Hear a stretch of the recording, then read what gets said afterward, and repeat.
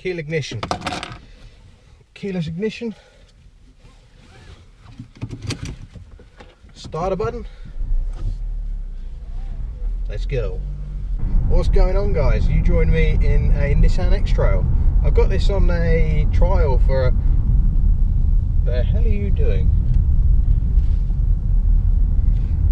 I've got this on for a weekend, provided people in Ford Focuses don't crash into me, which is not what you want. But anyway, yeah, thought I'd do a little bit of a first impressions video, a bit of a... I'm not going to call it a review, as I'm probably not qualified to do an official review, but this engine's been fitted with a 1.6 Dig T lump, which is 160 horsepower, 4-cylinder. So yeah, it's not bad. I was actually getting 40 to 42 miles per gallon driving it back from the dealership on Friday, which for a vehicle of this size is quite incredible actually. It does make you think. I can see why more and more people are driving these big cars, if the advantage of having this car and the space and the comfort, but you still get 40 odd miles per gallon. That's brilliant. That is brilliant. I know I shouldn't be talking about miles per gallon really, because I'm the sort of person who, I don't really care about it, to be honest, but what can I say? It is impressive and it's worth noticing.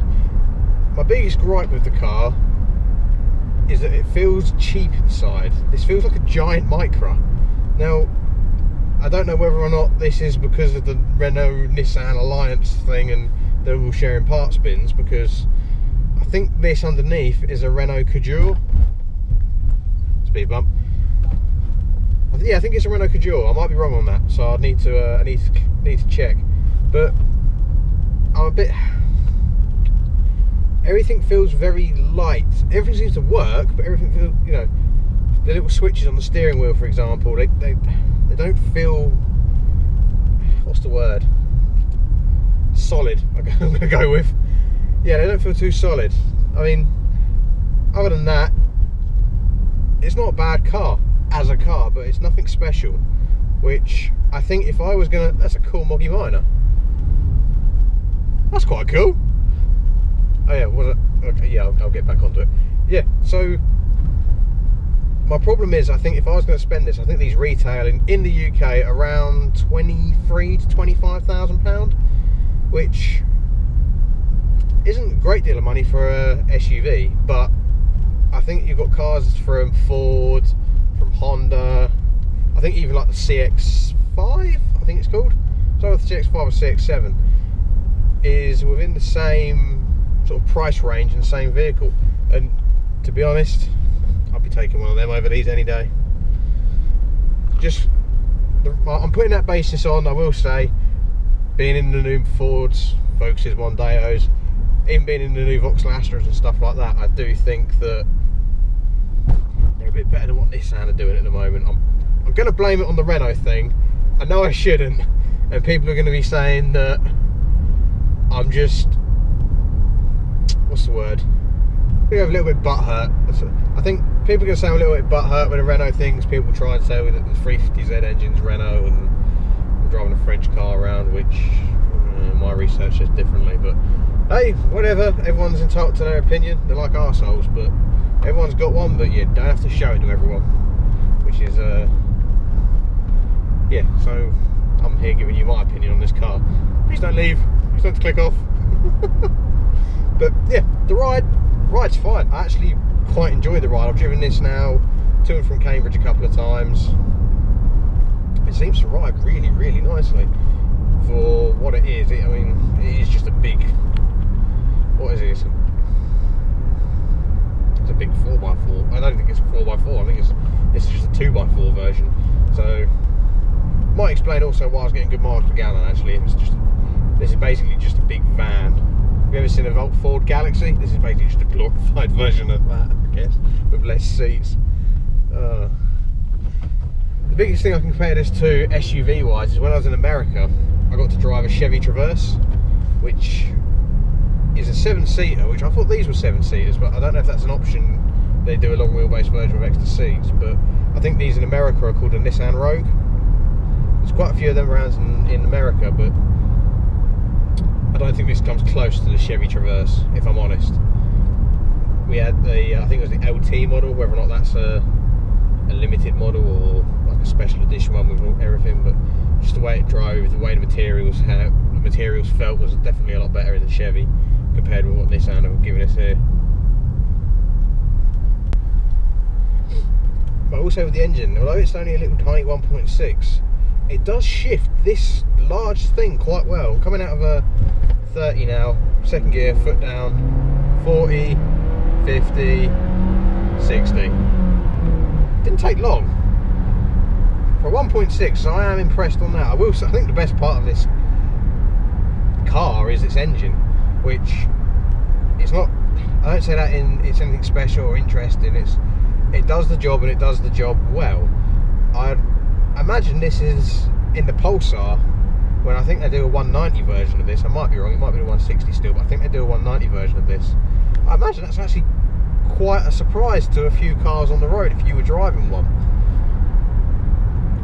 Also think if you can actually trace this engine back, maybe not directly this setup, but I think the Dig T is what is also used in the new Renault Clio Sport Turbo jobby things.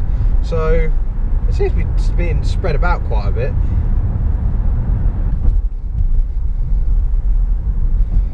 What surprised me with this though is the practicality isn't as great as what I was expecting for something of this size. We took this to do sort of the family shopping run this morning.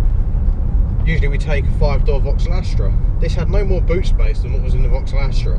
It may be taller, the boot space may be taller, but sort of putting shopping bags in, unless you want to start throwing them on top of each other, there was no more room in this than what there was in the Vauxhall Astra, which is quite shocking really. I do quite like the styling of this car, and to be fair, all of the new Nissans I quite like. We've just had the Paris auto show going on whilst I'm recording this, and they've released the new Micra. Now, the Micra usually goes up against things like the Fiesta KA, can't tell now because they've got big, but one of them cars. Also goes up against like the Renault Twingo and stuff like that, which I actually think the Micra is now the best looking car of the bunch. If it comes out looking like it does in Paris, I think that's going to be a bit of a game changer for Nissan, because the Micra's always been a bit ugly, a bit boring, a bit bland. Now it's got a bit of style to it, which this has as well. I think Nissan's most recent styling overhaul looks quite good. You got the GTR's got a similar style. The new one that's just been refreshed and released, I think they look good. Makes it interesting if they're going to bring out another Z car, what that might look like. It'd be interesting.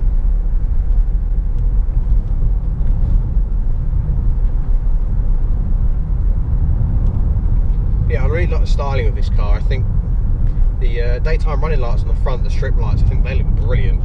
The metallic black, most cars are good with metallic black. This looks really good as well. It does look like a giant Qashqai. There's not really much difference between the two styling, other than the rear end's got big bulky taillights, and the bit between the the hatch and the rear side doors is a little bit longer. Other than that, there's not a lot of difference. Interior styling, you might say, it's a bit bland. It's the usual sort of stuff, you know, the odd piano black stuff, fake carbon fibre plastic over here on the doors. Thanks for watching sort of my first thoughts on this car. If you did like it, let me know, give me a like, give me some comments. I'd love to know what you think this compared with my other videos is like. If you want to see more, because I've got a long list of people that are quite interested in me having to drive their cars, then subscribe and you'll get the first invites to come watch them, I guess.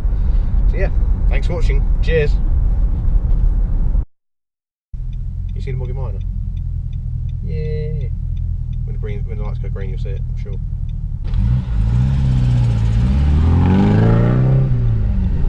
Beautiful bit of British engineering there. Beautiful.